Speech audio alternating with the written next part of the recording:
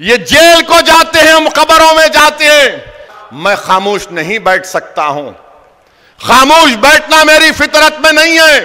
میرے ماں نے، میرے باپ نے مجھے کہہ کر پالا اور پوسا کہ چاہے کچھ بھی ہو جائے اسد، تو لڑتا رہے، پکارتا رہے، اپنے حق کے لیے لڑتا رہے.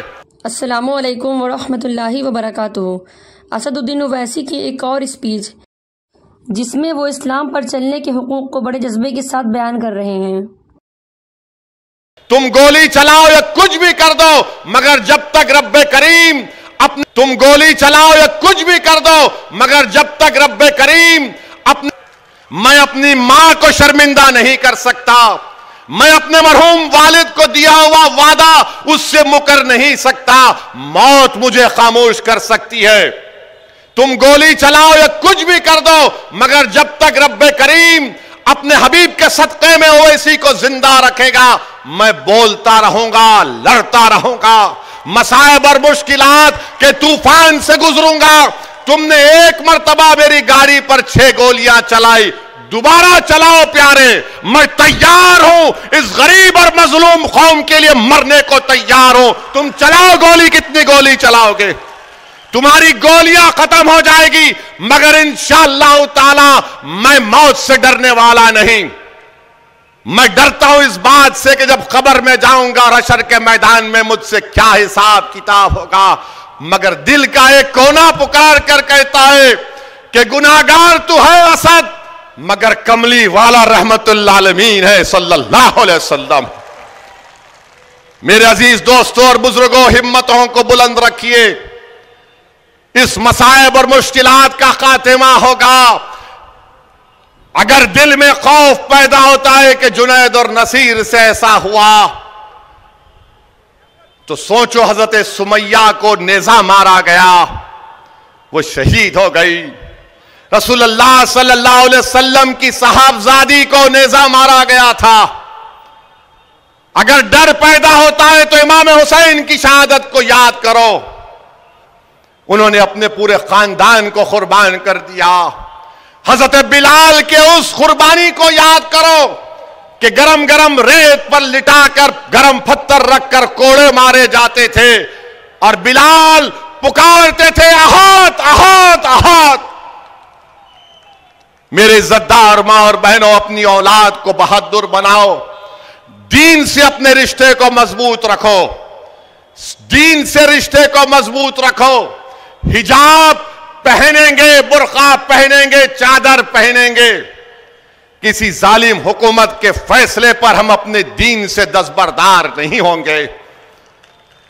تمہارے ظلم سے ہم اپنے دین سے دستبردار نہیں ہوں گے.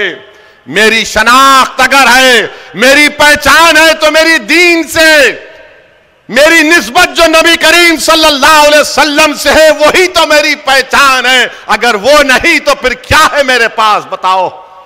اس دولت کو بچاؤ، ہمت سے کام کرو، اپنے حوصلوں کو بلند رکھو. میرے عزیز دوستوں اور بزرگوں، لوگ کہتے ہیں کہ سیکولرزم کو بچاؤ. یقیناً پچھلے 8 سال میں جب سے بھارت کے وزیر اعظم نریندر مودی بنے ہیں، ماب لنچنگ بڑھ گیا، ہیٹ کرائمز بڑھ گئے، لو جہاد کے نام پر مارم پیٹی بڑھ گئی، ریلیجیس کنورشن کے نام پر غلط غلط قانون بنائے گئے، دلی میں فسادات ہوئے، یو اے پی اے لگا. مگر اس کے باوجود بھی لوگ بولتے ہیں کہ سیکولرزم کا ساتھ دو، ان سو کالڈ پارٹیز کا ساتھ دو. میں بتاتا ہوں فرق کیا ہے. فرق یہ ہے کہ جنید اور نصیر کی جلی ہوئی لاشیں اس کے گھر کو آئی. جنید کے گھر کو میں گیا تھا جمیل خان کے ساتھ، اور جنید کے 6 بچے اور جنید کا بڑا بھائی جو نیم پاگل ہے اس کے 7 بچے، یعنی 13 بچوں کی ذمہ داری جنید پر تھی.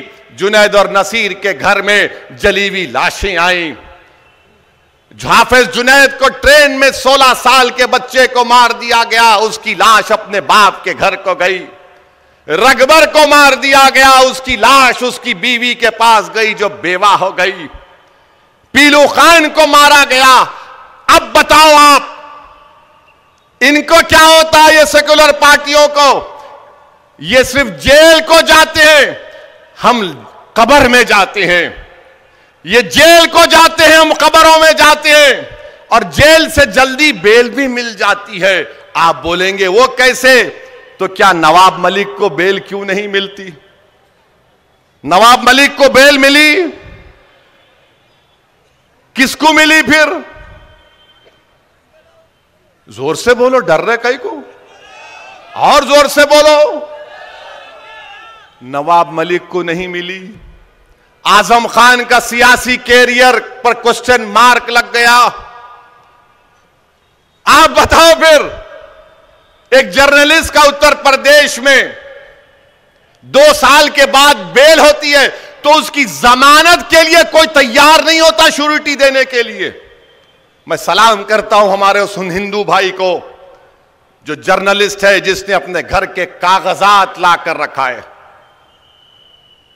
20 دن کوئی شیورٹی دینے تیار نہیں ہوا۔